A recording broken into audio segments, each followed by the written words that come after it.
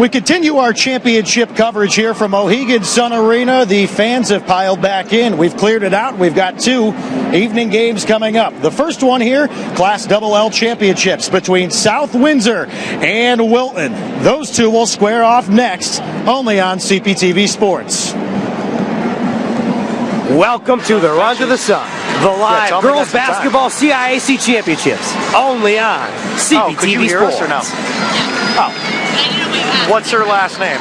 The coach. Good evening, everybody, and welcome to Mohegan Sun Arena. Yeah. Alongside Adam Finkelstein, I'm Brian G. It's South Windsor and Wilton, and someone's going to come away a champion tonight for Class L girls basketball. Oh, look, hey, we're on the big screen. Really a contest between two different styles. South Windsor, a team that does it on the perimeter. They get after you defensively. They try and force turnovers.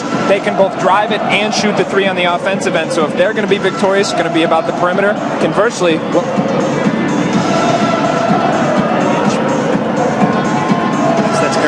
She does it in the paint. Well, she does do it in the paint, and a big factor on the offensive end, but probably even more dominant defensively because she can erase mistakes with her shot blocking ability, and she can finish possessions on the glass. So she is really critical for them on both sides of the ball. As you mentioned, the guard play is going to come out and be very important for South Windsor. The Bobcats have a whole array of guards, but Alex Goslin is a facilitator. Well, and I think she's someone who gets undervalued quite a bit, and she is a facilitator. She does it with her speed and quickness. She can really get into the paint. She, too, is big on the defensive end of the floor because of the amount of pressure she can apply on the ball.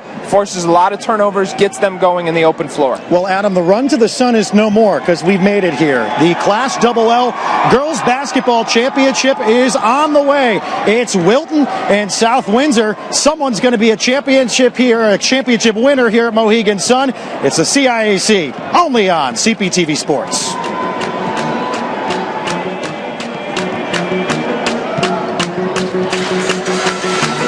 Here at Mohegan Sun Arena, it's the Class L Girls Basketball Championship game. It's South Windsor and Wilton, the Warriors and the Bobcats. The Warriors from Wilton High School, 19-1, regular season record.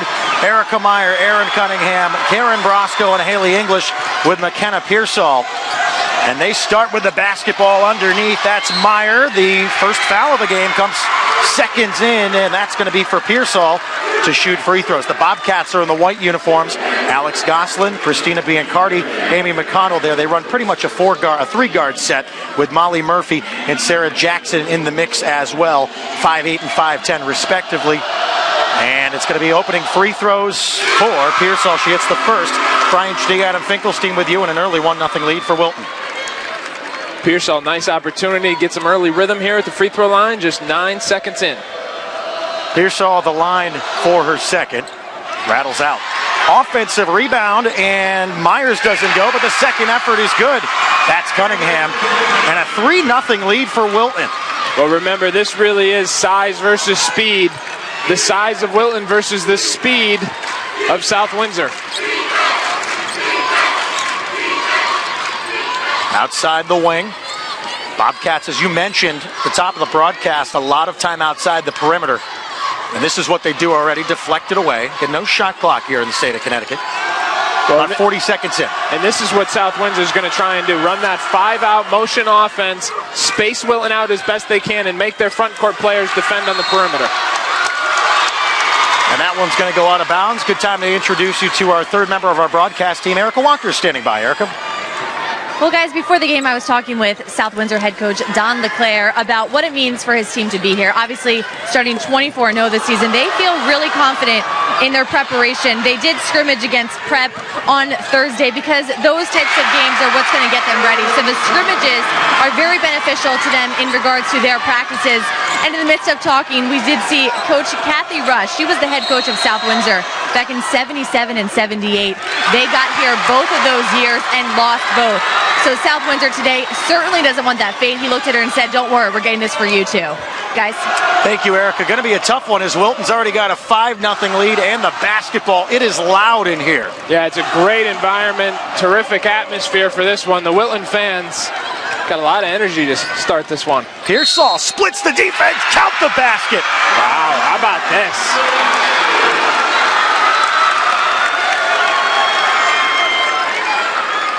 What a run to start this one. Pearsall, one of the seniors on this club, at the line to shoot one more, looking for a three-point play.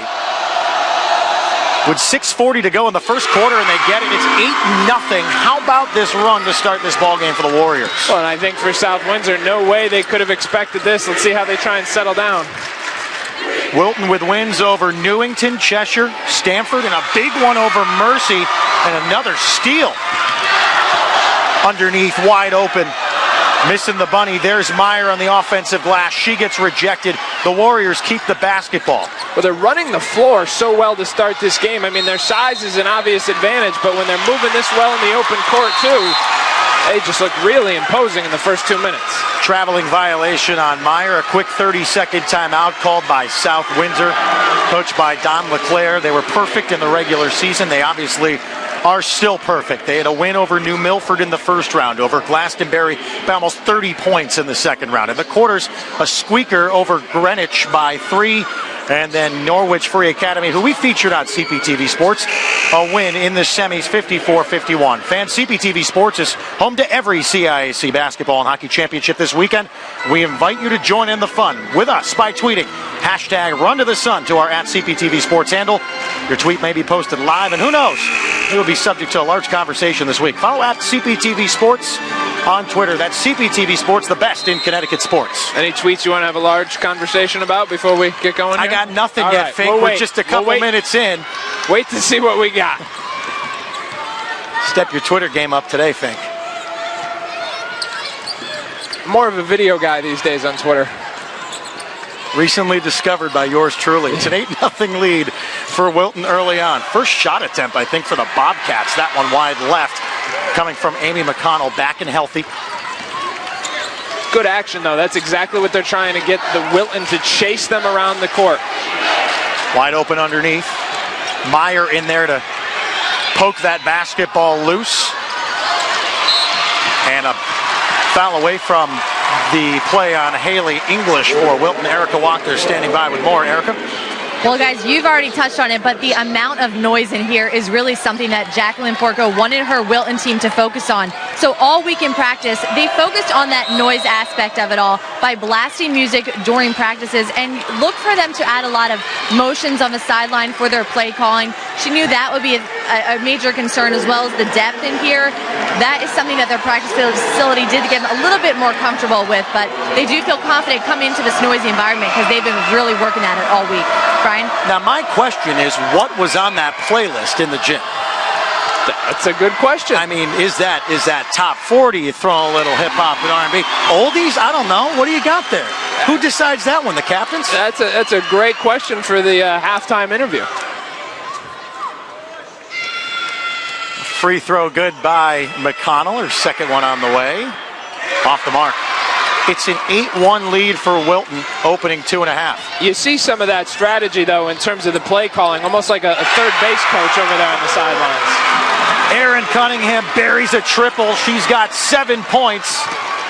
And Wilton hits double digits. Quick to rebut on the other end. It's going to be tipped out of bounds. A quick conference. It'll stay.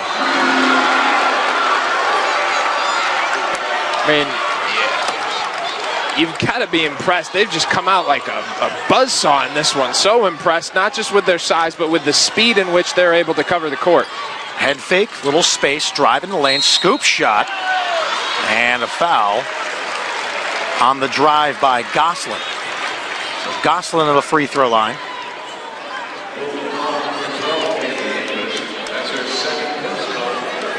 I'd be surprised if we didn't see at least a little zone out of this Wilton team at some point tonight, because it's asking quite a bit of their front court players to be able to chase around the smaller South Windsor kids throughout the game, because it's not just Erica Meyer. I mean, this is a Wilton team that has a lot of size across all 3 front court positions. 11-2. Wilton on top. Second free throw good. Goslin knocks down the pair. 11-3. Warriors out of the FCAC. And the CCC for South Windsor. How about that mid-range jumper by Cunningham? I don't think she's missed. Erica Meyer, the facilitator inside, the inside-out look. Drive, wide open space, deciding against. He'll kick out towards the baseline. Drive in, another floater.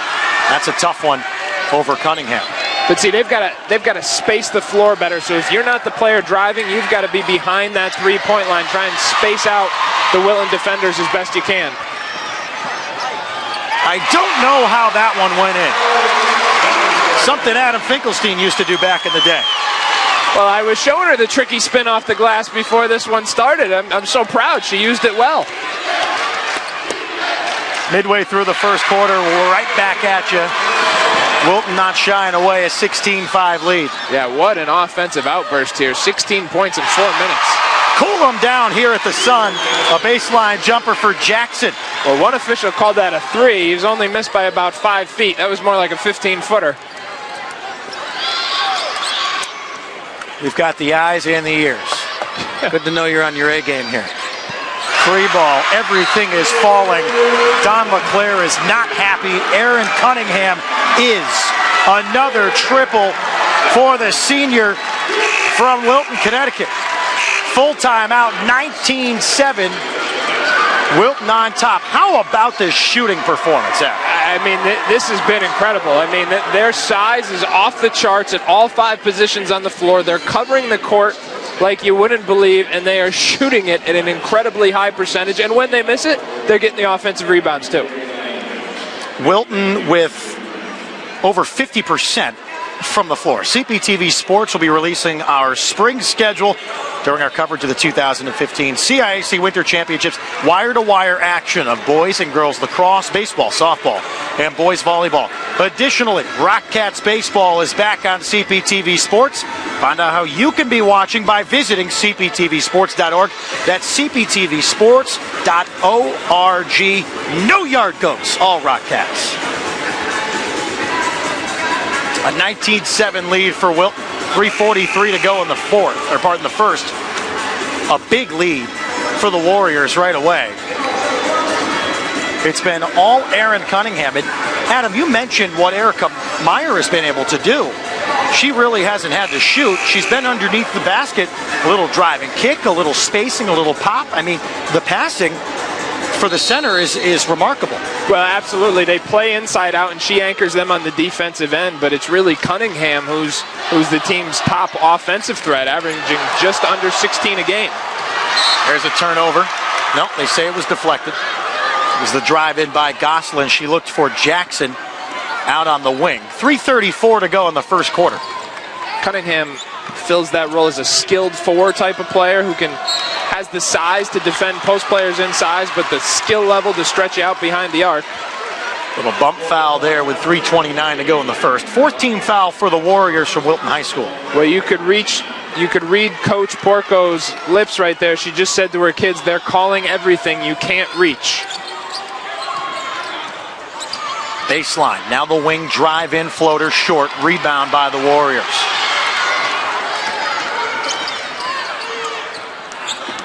Flipping the timeline. Cunningham almost walked, just was able to get rid of the basketball. There's Meyer up and off the glass for 2. Pretty interior skill set there, being able to come up with a tough catch at the high post and make a tough bank shot with their left hand. Off balance shot there. Now this time Coach Porco wanted to travel. Stepping on the end line.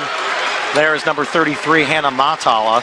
And it's a 21-7 lead for Wilton here on defense. South Windsor needs to settle down a little bit. They want to drive the ball and try and use their speed and quickness advantage, but it's all going to start with spacing. If that defense is allowed to get clustered inside the paint, there's no point in driving it in there. That's a much better example of what they're trying to do. Another opportunity for Goslin. She can't hit.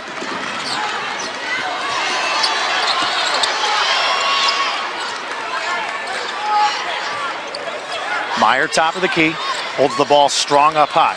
Tough pass inside, ripped away by the Bobcats. Lauren Biancardi takes, kicks. Head fake by Goslin. Extra pass, nice to the low block in the finish. Much better offense right now, using their speed, using their quickness, but having the patience to make the extra pass. Sarah Jackson, Double her dribble. first bucket. Oh my goodness. Somehow getting through and escaping that is Matala. That's 2 points as Wilton keeps rolling. That's crazy that wasn't called. I'll tell you, I think you're 2 for 2 on calls here today. You knocked down the free and you got it there. In all seriousness, though, that was blatant. Can't allow that in the championship game. McConnell there with the follow. South Windsor a slow start, however, hitting plenty of their last opportunities. Meyer gets hacked. Looked pretty clean from this angle. You got some mixed reviews here at Mohegan Sun Arena to be expected. Nice and loud where we are courtside. Get another look. Looks like all ball there.